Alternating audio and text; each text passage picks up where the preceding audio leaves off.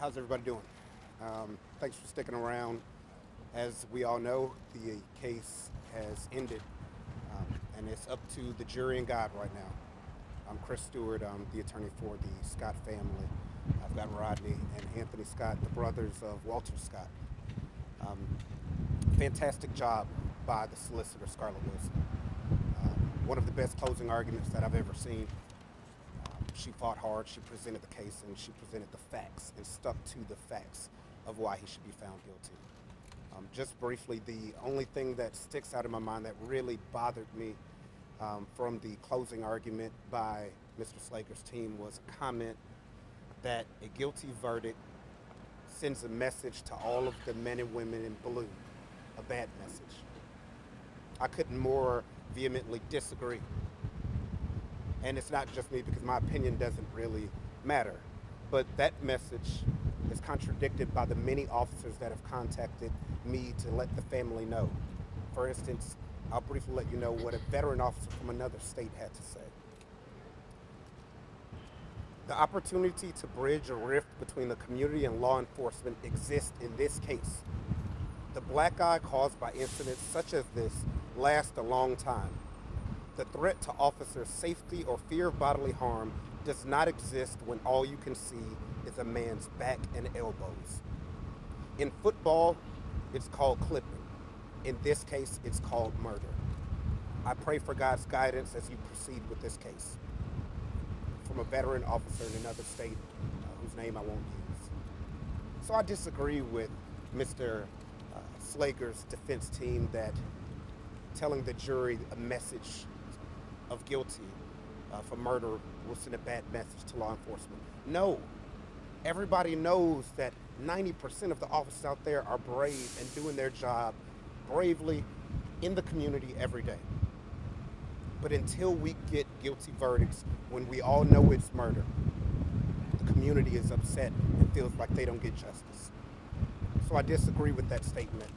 And I think all of the great policemen out there would do the same.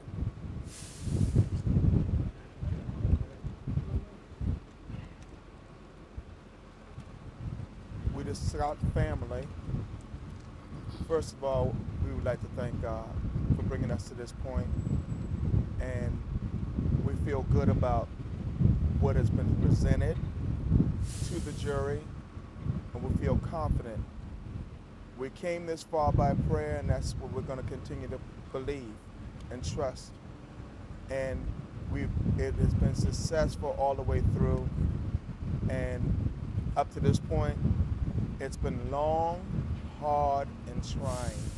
It's been a long, hard 5 weeks, and we just continuously believe in God and ask for the continuous prayer of the city, the state, and the country. And we do believe that we will get the guilty verdict and that we will receive justice for my brother. And we've only looked for justice from the beginning, and we continue to look for justice here. And it's up to the jury now. We had a very good case. The solicitor did an excellent job, and we believe that we will have the end results that we want and desire for the family. What was the most difficult part about being in the courtroom? It was just long days, but not only that, but when the defense get up to do their deliberation, it's always so long and so drawn out. But other than that, it was just the long days. What was your reaction to hearing the defense's assertion about your brother using the term son and suggesting that he may have been considering criminal activity as he ran away from Officer Slater?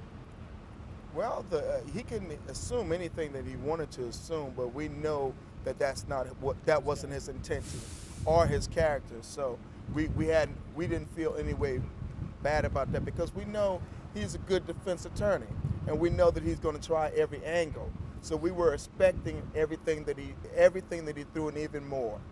So we were ready for that, prepared for that. If the voluntary manslaughter is the only guilty charge, how would you deal with that? If it's maxed out, we'll live with that. Though we've seen this video play out, the cell phone video play out many times, I noticed that it appeared to be very difficult for you to watch even 18 months later. Yes, what was the hardest part for me today?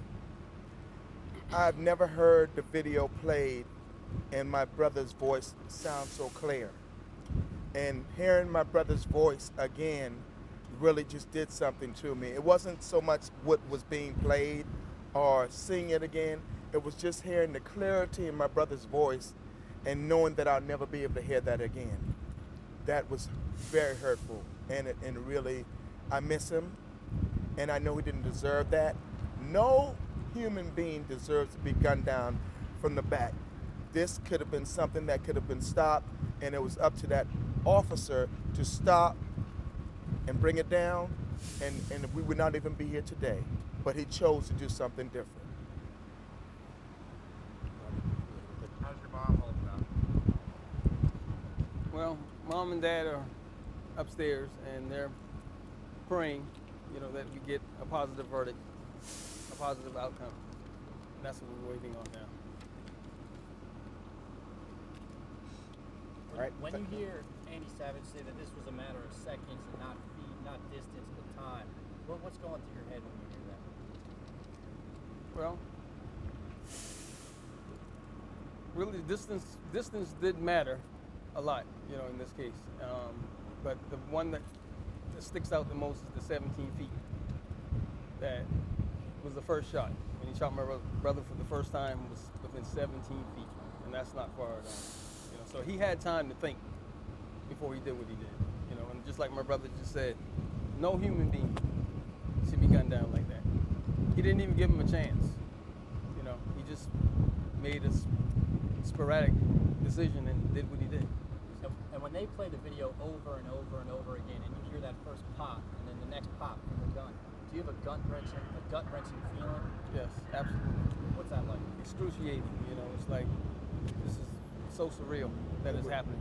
It was his last run. Yeah. And we used to run all the time. We grew up together. I mean, he was always faster than us two, but it was his last run, and it had to end up by death. It's a horrible thing. He started off trying to get away, and he ended up, the end. He was still trying to get away, and it was gunned down. And that's what our fight was for the whole time. Our story, him trying to get away. And why do you think he ran?